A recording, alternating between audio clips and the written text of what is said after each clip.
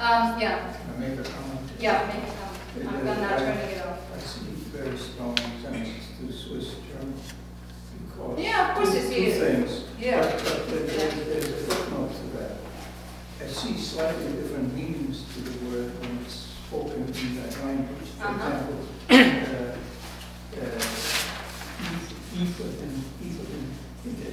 there's a certain meaning which you can prove that once it comes from parental very early, and it means something a little different, which is difficult to describe, but it's different than the word as it's written in High German. I insist that that's so. It's true in many words. It's true in Yiddish too.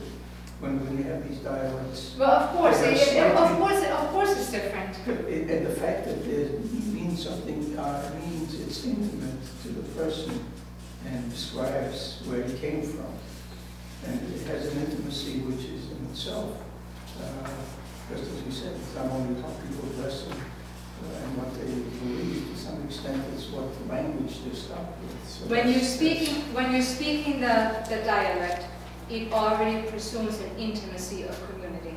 And you don't have that ever. Maybe people in Hanover, where this is the home dialect, they will see it is different.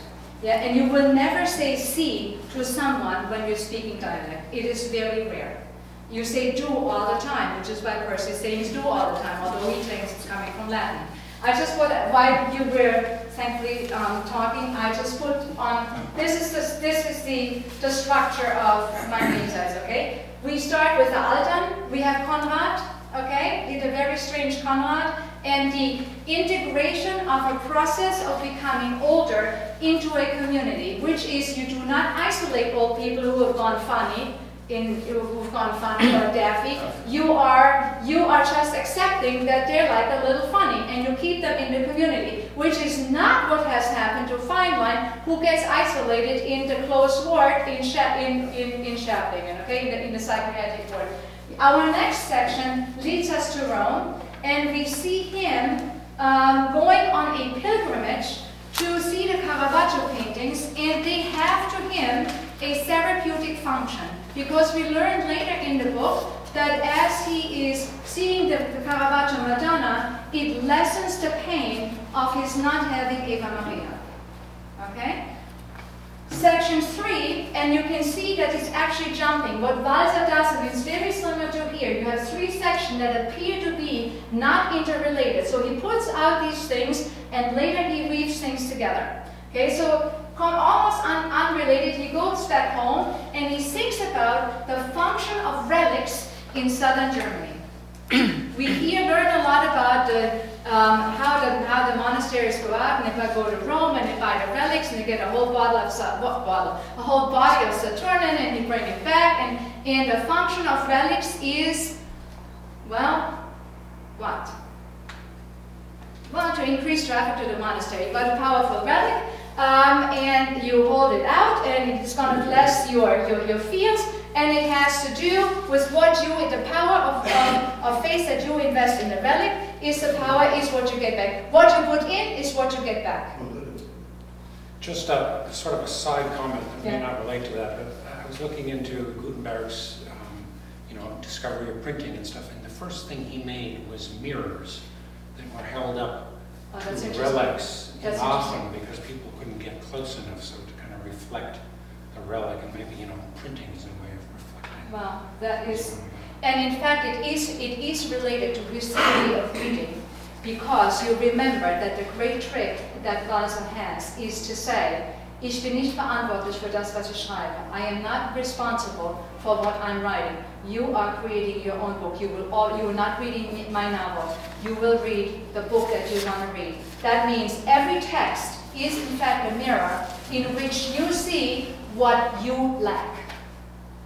Nothing else but what you lack. And this is what this is his Weihnachtsevangelium that I'm going to give you in a second. And then he goes to Eva Maria, and we get a history of how this girl transformed from the live girl that he saw, who then married twice somebody else, and sends him these postcards that are signed in Liebe. and that turned into his relic. We get a process here in this chapter, how a live girl that he cannot obtain gets further and further removed and gets transformed, transmogrified, transposed, metaphorisiert into the relic in Liebe, in which he has to believe because it's all he's got. And now we can make sense of what we learned here, which is that you transpose love into face. We will look at the second Caravaggio painting, which is a painting of love and death, as David is holding up the head of Goliath. Okay, but we have to look at some other structures here. But this only becomes clear when we know that he is in pain. We now know that he made this trip to Rome because he is in pain. And he needs to lessen, he needs to find a therapy for the pain. And the therapy of the pain, for the pain, is that he needs to believe. He's got to have faith, because if he doesn't have that, he's going to kill himself like this guy. So we have two alternatives here. We have the person who kills himself because he does not have faith. He has nothing to believe in. He is so torn. He's between three women, in fact. One he is married to, and one he really wants and who turns him down. Why is he so needy? Why is Keynes so needy? You have the answer. Because now that the first act. Because it's your job, right? The first act his mother did was to kill him. He had no love. This was a man, this was a child, not love. So we know already that Keynes is the antithesis to Percy, because what Percy has more than anything else is a mother who loves him. And he says at some point, you can only believe in something else if you have been believed in. Your ability to believe depends on somebody having believed in you first. And since faith in this book is the equivalent of love, it's just a different form, it's a more sublimated form, we know this kid was loved, like no other kid was ever loved. This kid was believed in. And it doesn't matter what economic circumstances were. This kid was not believed in.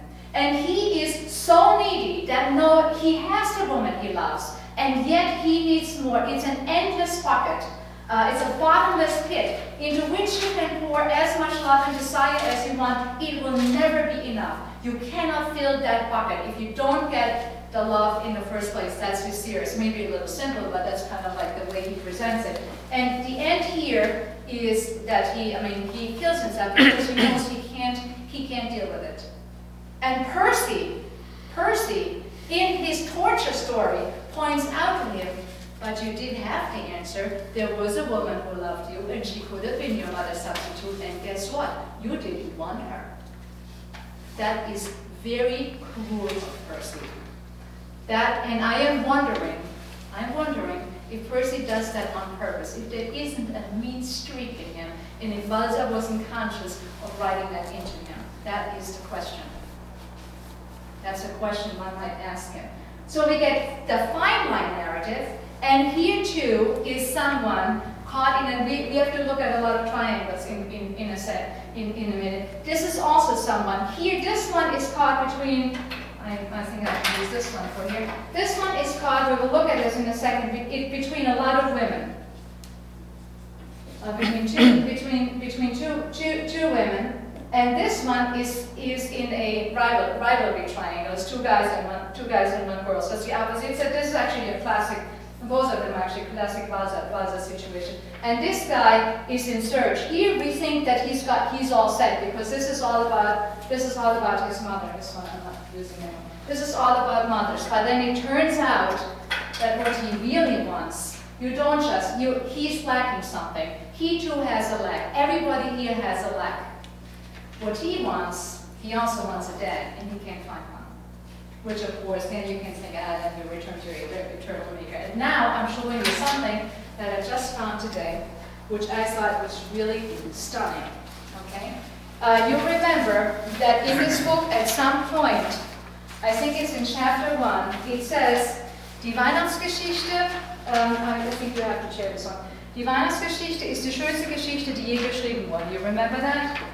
The Weihnachtsgeschichte, the Christmas Gospel is the most beautiful story that was ever written. Now, here comes from the essay Sprache sonst nichts that I alluded to you before.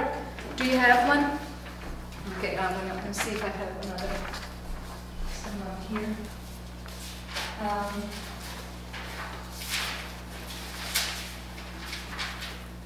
Where's the original? Yeah. Good question. Take this back.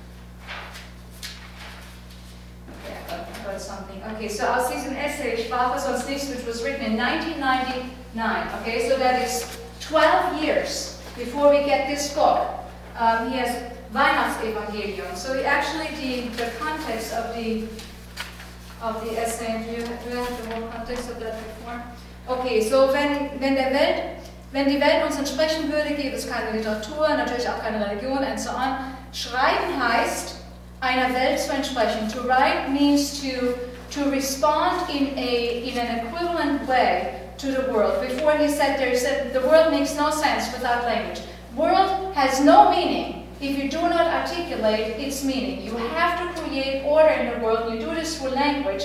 Otherwise, there is no order in the world, okay? World makes no sense at all if you don't say what it means. And therefore, you need to have language. That means, and he says in the third paragraph, if you schreiben means, to write means that you are responding to the world in an equivalent way. In a way that it actually, the world does not respond to us. The world does not respond to us. We only respond to the world. Schreiben antworten wir auf einen Mangel. By writing, we respond to an absence, to a lack, to something that we really need. Uns fällt ein, was uns fehlt. We're thinking of the things that we lack. And now he talks about the Christmas Gospel, okay? Which means the annunciation of the baby, of baby Jesus to Christ. And he says, Lehre an Erfahrung, wirklichkeitsfremder, kann kein Text sein. Je wirklichkeitsfremder ein Text ist, desto weiter kann er gehen. Desto mehr kann er unserem Bedürfnis entsprechen. Desto mehr kann er ausdrücken, was uns fehlt. Seinem Wirklichkeitsgefühl nach ist der Weihnachtstext purer Nihilismus. Da er ausdrückt, was wir bräuchten, weist er uns auf das hin, was wir nicht haben. That is the most radical interpretation of the Christmas story I have ever heard. And this is Percy's text. There are two ways to read the Christmas Gospel. I'm looking at the English version of this Bible. The Christmas story in two ways. On the one hand, it is the most beautiful story because you have the annunciation of a child that will be tremendously loved to a woman. When Gabriel comes and says, you will have the Son of God, that is a great story. But you can look at this in a different way. This is a woman who is all alone with that child, and she's got nothing else. She is radically alone, and she needs to make sense of that child. And there are two ways in which you can make sense of that child. And one is Cain, and one is Abel. And he is the Abel figure in this one. Okay? This one responded the way we are used to lonely women responding. And we know child, look at Goethe's Faust, look at Gretchen. Look at the murder of children. It was absolutely, postpartum depression, that was absolutely the norm, certainly in 18th century Germany. And here we have someone who responds differently. But he says there's a different way of reading that story. And now we have to look at what happens with that child. What is the actual Christmas story about? Okay? We need something different.